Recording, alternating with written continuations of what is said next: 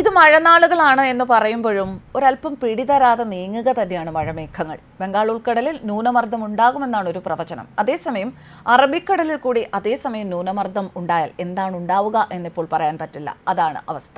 എന്തായാലും രാവിലെ തന്നെ പലയിടത്തും കാർമേഘം നിറഞ്ഞ ആകാശം തന്നെയാണ്. ഇന്നും മഴ പ്രതീക്ഷിക്കാം.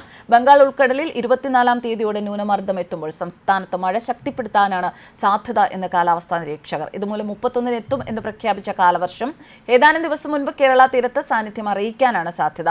അതേസമയം അറബിക്കടലിലും ന്യൂനമർദ്ദം രൂപപ്പെടാൻ സാധ്യതയുണ്ടെന്ന് ചില നിരീക്ഷകർ പറയുന്നു.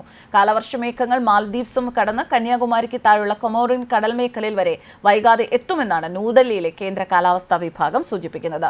ബംഗാൾ ഉൾക്കടലിന്റെ മധ്യഭാഗത്തായി രൂപപ്പെടുന്ന ന്യൂനമർദ്ദം സാധാരണ രീതിയിൽ വടക്കോട്ട് നീങ്ങി ഒഡീഷയിലോ കൊൽക്കത്ത, സുന്ദർബൻ, ബംഗ്ലാദേശ് തീരത്തോ ചിലപ്പോൾ മ്യാൻമറിലേക്കോ കയറുകയാണ് പതിവ്.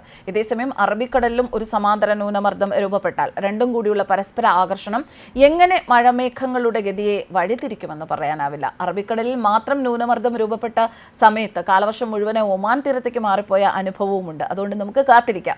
ഞായർ രാവിലെ അവസാനിച്ച 24 മണിക്കൂറിൽ രാജ്യത്തെ തന്നെ ഏറ്റവും ഉയർന്ന വർഷപാതം ലഭിച്ചത് പത്തനംതിട്ട ജില്ലയിലെ ലാഹ മഴമാപിനിയിൽ. ഏകദേശം 190 മില്ലിമീറ്റർ മഴയാണ് ഏതാനും മണിക്കൂറുകൾ കൊണ്ട് പെയ്തിറങ്ങിയത്. കൊല്ലം ടൗണിലും ഏകദേശം 19 സെന്റിമീറ്റർ മഴ ലഭിച്ചു. മറ്റിടങ്ങളിലെ മഴ തിരുവല്ലയിൽ 13, കോന്നിയിൽ 10. വെള്ളിയാഴ്ച ജില്ലയുടെ പല ഭാഗത്തും നല്ല മഴ ലഭിച്ചു.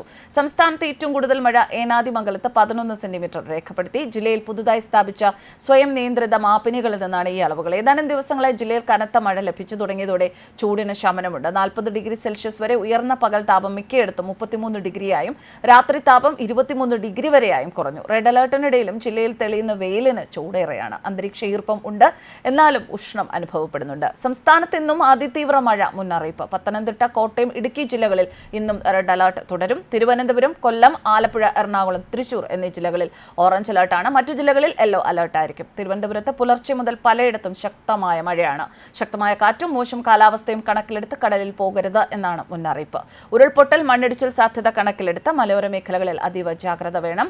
കനത്ത മഴയുടെ പശ്ചാത്തലത്തിൽ ആതിരപ്പള്ളി, വാഴച്ചാൽ വിനോദസഞ്ചാര കേന്ദ്രങ്ങൾ അടച്ചു. ട്രക്കിംഗും നിരോധിച്ചു. അതേസമയം അന്തർ സംസ്ഥാന യാത്രക്കാർക്ക് രാവിലെ 6 മുതൽ വൈകിട്ട് 4 വരെ ഇതുവഴി സഞ്ചരിക്കാം. KSRTC ബസ്സുകൾ സർവീസ് നടത്തും.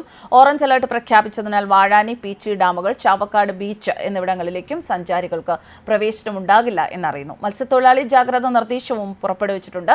ശക്തമായ കാറ്റും മോശം കാലാവസ്ഥയും പ്രതീക്ഷിക്കുന്നതിനാൽ ഇനിയൊരു അറിയിപ്പ് ഉണ്ടാകുന്നതുവരെ കേരള തീരത്ത് നിന്ന് കടലിൽ പോകാൻ പാടുള്ളതല്ല എന്നാണ് മുന്നറിയിപ്പ്. അതേസമയം ബംഗാൾ ഉൾക്കടലിൽ ന്യൂനമർദ്ദം രൂപപ്പെടും. പിന്നീട് ഇത് തീവ്ര ന്യൂനമർദ്ദമായി മാറാൻ സാധ്യതയുണ്ട്. കനത്ത മഴ തുടരുന്നതിനാൽ തൃശൂർ ജില്ലയിലെ ആതിരപ്പള്ളി, വാഴച്ചാൽ വിനോദസഞ്ചാര കേന്ദ്രങ്ങളിലൊക്കെ ഇപ്പോൾ തിരക്ക് കുറവാണ്. ആരും അങ്ങോട്ടേക്ക് പോകുന്നില്ല, കാരണം ജാഗ്രതാ നിർദ്ദേശം കൊടുത്തിട്ടുണ്ട്. ഒപ്പം കോട്ടയം ജില്ലയിലെ മലയോര മേഖലകളിലേക്കും ഈരാറ്റുപേട്ട, വാഗമൺ റോഡിലൂടെയുമുള്ള രാത്രി യാത്രാ നിരോധനം തുടരുകയാണ്.